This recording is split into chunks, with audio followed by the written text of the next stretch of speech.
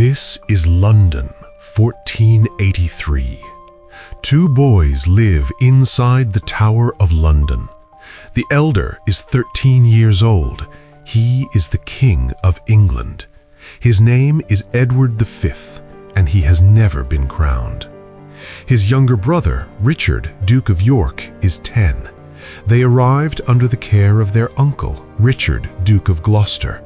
They were brought here for their own protection. That is what was said.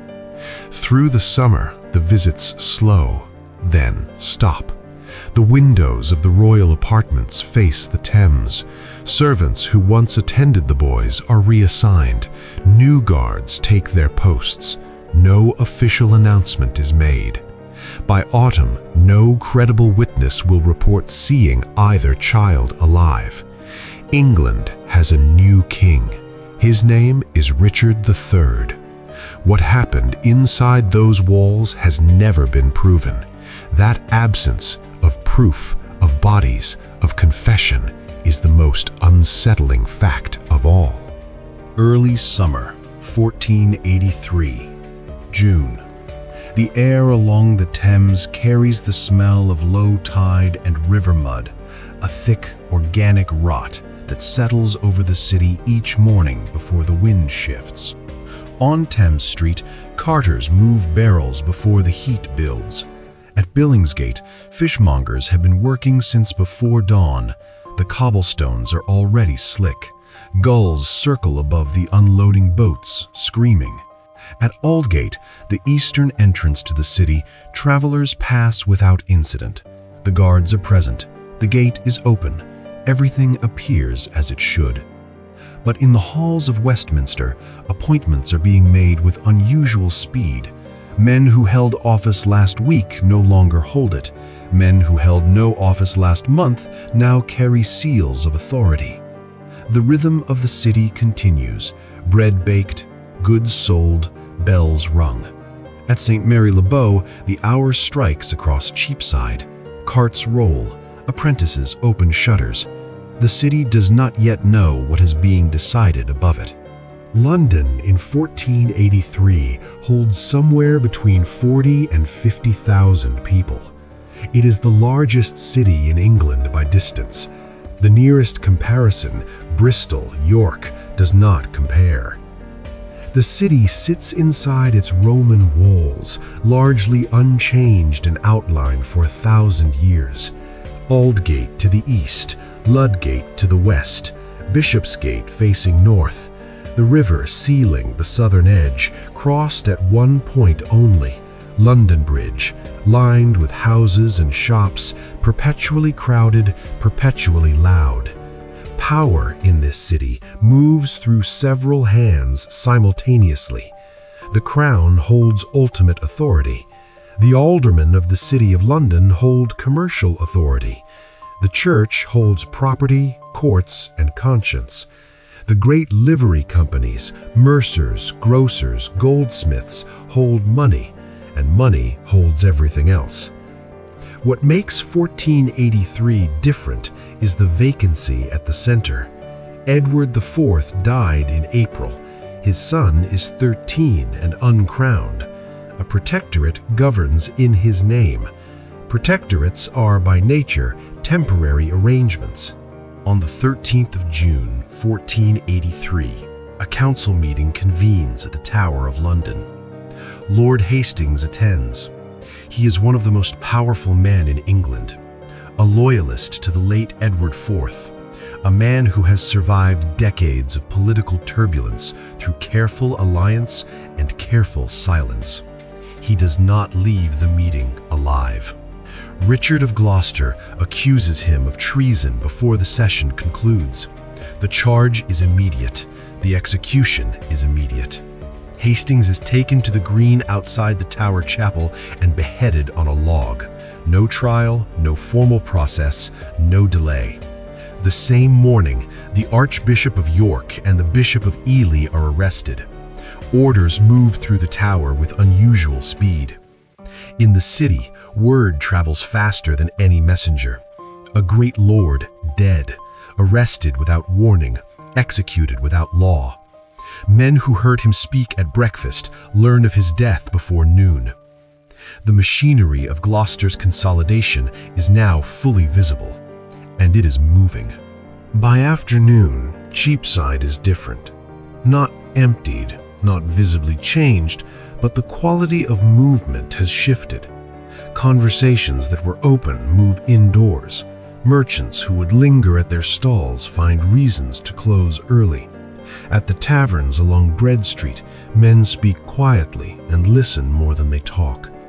News of Hastings moves through the city in layers. First as rumor, something happened at the tower. Then as fact, a great lord is dead. Then as implication, without trial, without warning. At the Guildhall, aldermen receive the news and say nothing publicly. In the churches, priests continue their offices. At London Bridge, the gatekeepers remain at their posts. The surface holds. But the surface is doing work it was not designed to do. In the wards east of Walbrook, in the crowded lanes around Cornhill, ordinary Londoners are calculating. Not rebellion, not resistance, something quieter and more practical. Who now holds power, and what does that mean for what I own, what I owe, and where I stand? The city is adjusting its expectations downward. Richard of Gloucester moves through the institutional structures of London with precision. On the 16th of June, he secures the younger prince. Richard, Duke of York, has been sheltered in Westminster Abbey, sanctuary in the language of the church, meaning untouchable. The boy's mother, Elizabeth Woodville, has kept him there since April. She does not trust Gloucester. She has made this clear through her silence and her walls. The Cardinal Archbishop of Canterbury negotiates the transfer. The argument made is practical. The young king needs his brother's companionship before the coronation. Elizabeth Woodville releases the child.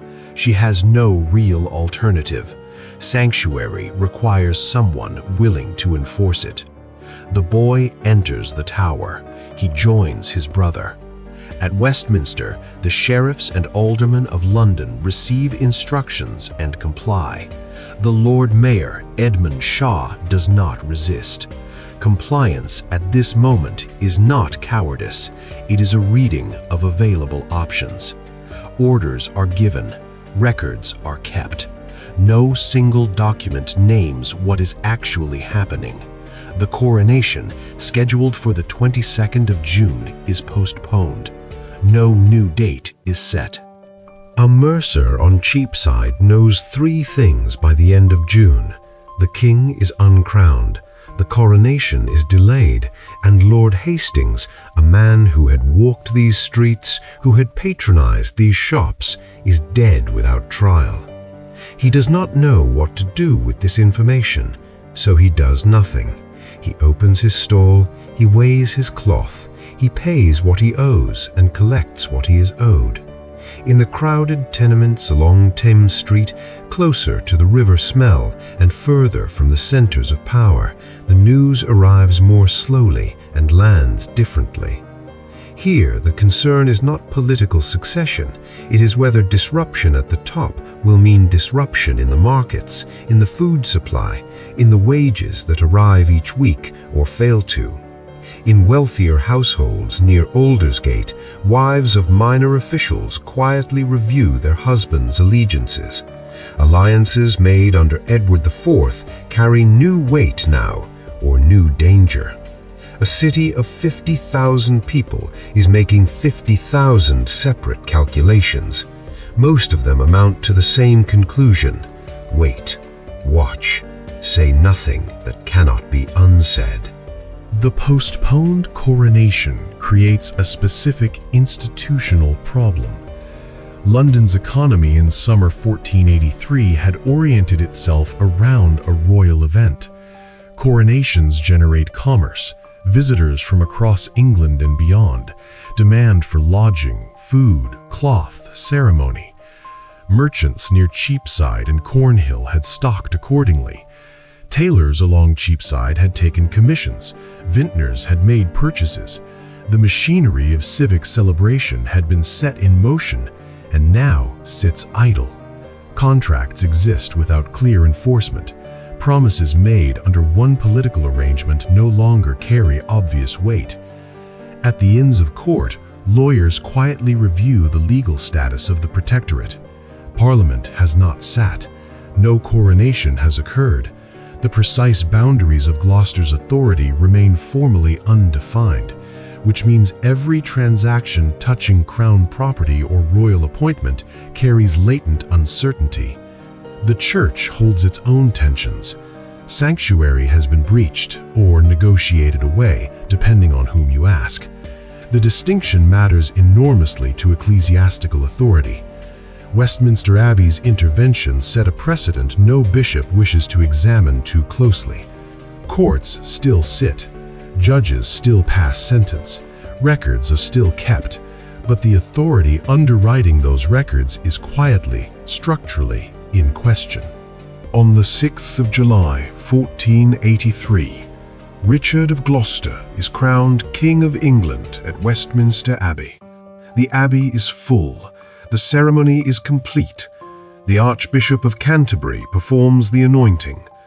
Somewhere inside the Tower of London, less than a mile east along the river, 2 boys remain in their apartments. After this day, the recorded sightings end. No order of release is issued, no announcement of illness, no public statement of any kind addresses their existence or their fate. The tower's walls face the Thames. The river moves past them as it always has, indifferent, continuous, carrying the city's waste and the city's commerce in equal measure. 2 children, a stone building, a river that does not stop. What happens next is not recorded. London absorbs the coronation and adjusts. The Lord Mayor attends, the aldermen attend, the great livery companies send their representatives. The surface of civic life performs its functions with practiced efficiency. This is what cities do. They accommodate the fait accompli and continue. Elizabeth Woodville remains in sanctuary at Westminster Abbey with her daughters. She does not emerge. Her silence is its own statement. Those statements require audiences, and her audience has dispersed. In the weeks following the coronation, Richard III moves through London with the full apparatus of kingship. Courts sit in his name, writs issue under his seal. The administrative machinery that ran under Edward IV continues to run, with different hands at the controls. Inquiries about the princes are not made publicly. Not by the aldermen, not by the clergy, not by the foreign ambassadors whose dispatches home mention the boys with increasing vagueness, then stop mentioning them entirely. By late summer, the absence has become normalized. What was once extraordinary, 2 royal children invisible inside a royal fortress, has become simply the current arrangement. London has learned again that some questions carry too much danger to ask aloud. The disappearance of the princes does not produce immediate legal reform. That is not how this kind of event works. What it produces is a recalibration of trust, specific, institutional, lasting. The doctrine of sanctuary, already weakened by the negotiated removal of the younger prince from Westminster Abbey, loses practical force in the decades that follow. The Church's ability to shelter the inconvenient from the powerful depends entirely on the powerful choosing to respect it. In 1483, they chose otherwise. The precedent is set without being named. The Tower of London undergoes a slower transformation in the public imagination. It has always been a fortress, a mint, an armory, a royal residence. After 1483, it becomes something else, a place where people enter and do not return. This understanding settles into the city's consciousness over generations until it hardens into the building's permanent identity. Richard III's reign lasts 2 years. At Bosworth Field in August 1485, he dies in battle. Henry Tudor takes the throne. Henry VII moves carefully around the question of the princes. An official inquiry is never completed. The official record remains silent. Silence, in this case, serves everyone still living. Memory becomes policy by becoming absence. What 1483 exposes is not a failure of English governance. It is a demonstration of how governance actually functions under stress. Power in medieval London rests on a set of interlocking agreements between crown and church, between crown and city, between lords and their dependents. These agreements hold when everyone benefits from holding them. They dissolve when someone at the center decides dissolution serves them better. The aldermen of London did not resist Gloucester because resistance carried no institutional mechanism. The church did not protect the princes because protection requires enforcement. The foreign ambassadors did not intervene because intervention was outside their mandate and their interest. No single actor failed. The system performed exactly as systems perform when an individual with sufficient force decides to move faster than the rules can respond. This pattern recurs. Not identically, history does not repeat with that kind of precision, but structurally. The vulnerable person inside the institution, the authority that cannot or will not act, the silence that becomes permanent. London will see it again. Different names, different walls, the same mechanism. Cities do not prevent this. They absorb it, record it imperfectly, and continue. The walls remain standing. The walls are not the protection people believe them to be. The Thames moves past the tower this morning as it moved past it in the summer of 1483. The same brown water, the same indifferent current carrying whatever the city releases into it, refuse, commerce, the ordinary debris of 500 years of continuous habitation. The tower still stands. Its walls are thicker than they appear from the river, and older than most of what surrounds them. Tourists move through its courtyards now, following guides who point to the bloody tower, to the green where Hastings was executed, to the small garden where, in 1674, workmen digging beneath a staircase found bones. The bones were examined. They were declared by the examining physicians consistent with 2 children. They were placed in an urn and interred in Westminster Abbey by order of Charles II. Whether they belonged to Edward V and his brother has never been conclusively established. Requests for further examination have been made and declined.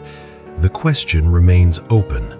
It has remained open for 540 years. What we know is this: 2 boys entered a building. The building still stands. They did not come out. The river does not hold answers. It only holds the city's reflection, broken and reassembled with each passing tide.